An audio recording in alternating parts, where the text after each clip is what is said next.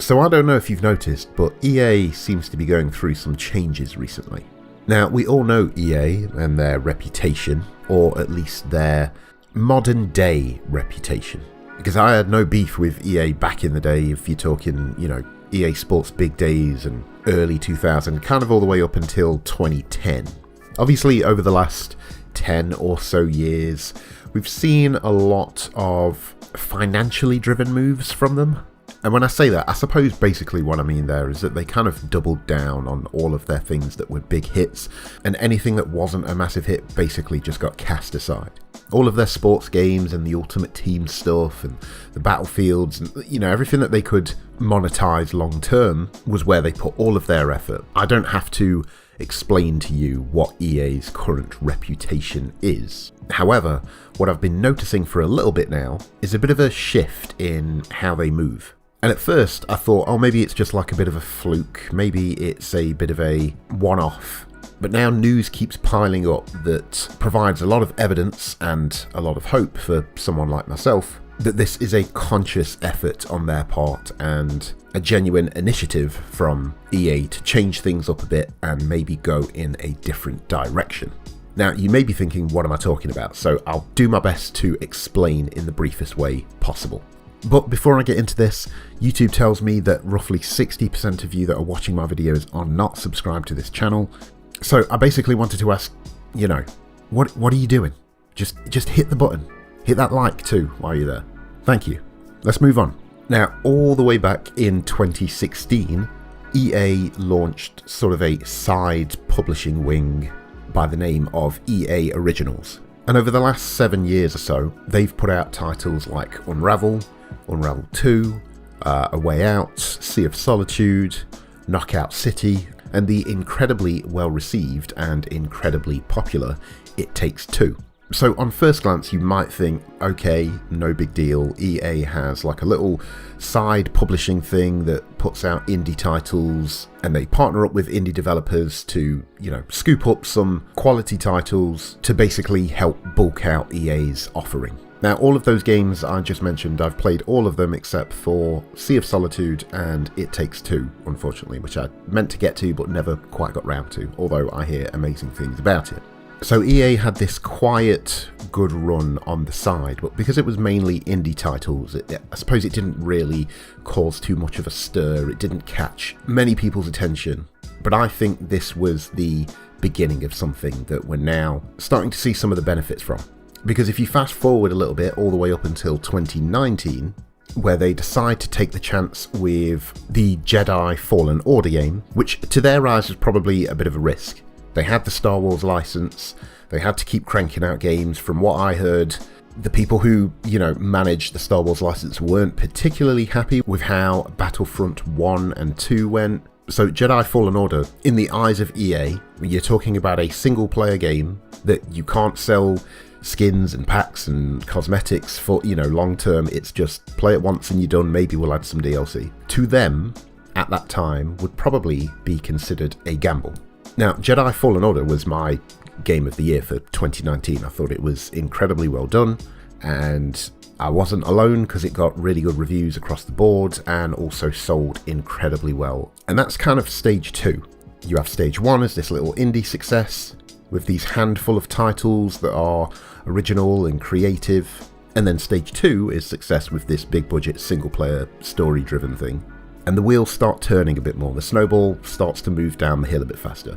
And I feel like I'm starting to see almost the same thing that happened with EA Sports Big, where they got a hit with like SSX and realised, people really like this stuff, so let's make more of it. I mean, you would think EA, of all companies, knows that people like, single player games and creative stuff and original ideas, and like you would think that that's by the by at this point.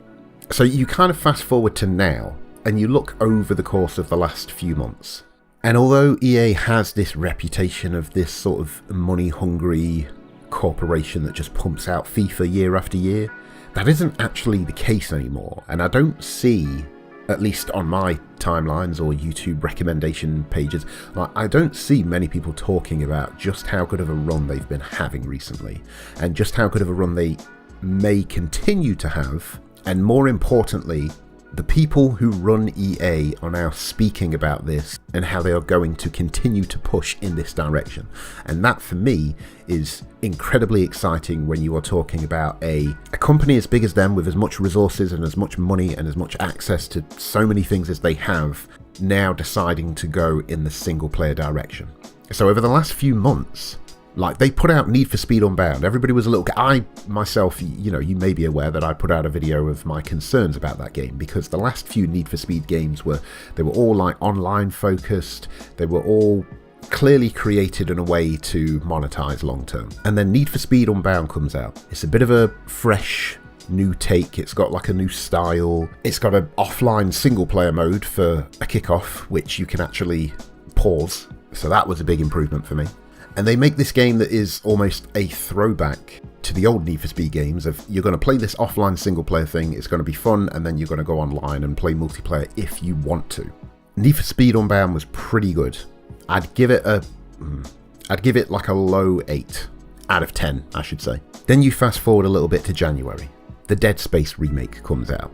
Now, although it is a remake of a game that was already well regarded, the blueprint was already there. Like, they could have just put out a Dead Space trilogy collection in the same fashion they did with Mass Effect, where they up the res, up the frame rate, clean it up a little bit, improve you know what I mean? Just basically modernize it in a few ways and make it the cleanest, best running version of that game you've ever seen, and then shove it out in a collection. They could have done that, but they decided to put a hell of a lot more effort into this Dead Space remake than they kind of needed to, because I would have bought a Dead Space collection, not right away on release day or anything like that, but if they had put out like a Dead Space trilogy collection, I probably would have bought it.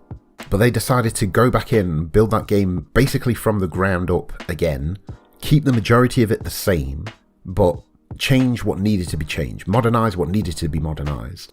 Like, they developed an entirely new mechanic for that game, which is the dynamic enemy encounters. Which basically means that just because you've cleared out a room once before doesn't mean when you walk back through there again there isn't going to be enemies that have repopulated it. And it's basically all of this procedurally generated jump scare stuff. And from what I hear, it's pretty cool. The Dead Space remake, killing it with reviews, doing pretty well sales-wise, and all of this effort and time and money and work that they put into taking this great game and making it better has paid off for them. And now we're in February, and we're not too far away from the release of Wild Hearts. Now, from what I understand, for Wild Hearts, they've partnered up with Koei Tecmo. And Wild Hearts, if you're unaware, is... I don't want to be sort of like unfair and say like it's a Monster Hunter knockoff. It looks very Monster Hunter-ish, but I think it's a little more casual than Monster Hunter is. And one of the interesting things about this Wild Hearts game is it is actually coming out under the EA Originals publishing banner. And I'll come back to that in a moment. But Wild Hearts is another kind of branch out experiment for them. And the previews are popping up, and everybody's talking about how great this game is. Obviously, we've still got to wait for reviews to drop, and, you know, maybe impressions will change as people get access to the entirety of the game. But you're talking about more good responses to EA taking chances on single player driven stuff. But again, it's looking strong. I've seen the game myself. I don't know if it's for me. I'm not really a Monster Hunter guy. But I did find myself looking at it going, maybe. Now, in March, we were supposed to have Jedi Survivor. That got delayed. That's coming out in May now, I think. I have no worries or concerns about that game at all. They've taken their time. They're building on a strong foundation. It's being developed by Respawn, who...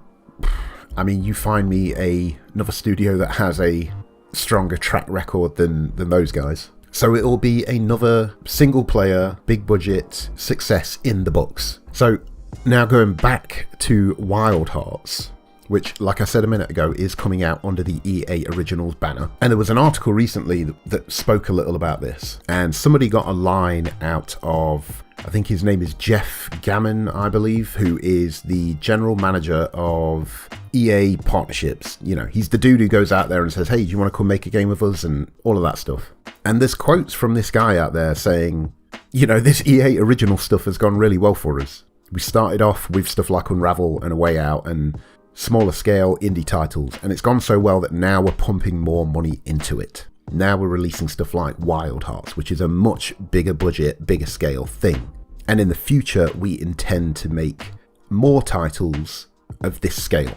So you've got people at EA literally saying, we intend to do more of this. And later on this year, there's also that game Immortals of Avium. I'm not sure if I'm pronouncing that correctly. It's like a first-person magic game. They only put out like a CG announcement trailer so far. I imagine we'll get gameplay some point soon if it actually intends to come out this year. But another original idea, another single-player experience, another title that isn't based around microtransactions or massive online multiplayer. Like, the wheels are fully churning now. Obviously, I don't know what that Immortals game is going to turn out to be. It could end up being terrible, but at least they are trying. And on top of all of this, the team that handled the Dead Space remake has now fully moved on to making their new Iron Man single-player open-world game, because they now have a partnership with Marvel, where they are making 3 games for Marvel, I think it is. I don't know what all of them are, apart from there's a lot of rumours that are basically confirmed that the second one is going to be a Black Panther open-world game, developed by a lot of the same people that made the Shadow of Mordor games. Like, it's been a long time since we've seen EA put this much money and effort behind single player stuff. I, more than anybody, love to jump on here and complain about studios and publishers making all of this bland open world microtransaction based online multiplayer free to play live set. Like, I love to complain about that more than anybody.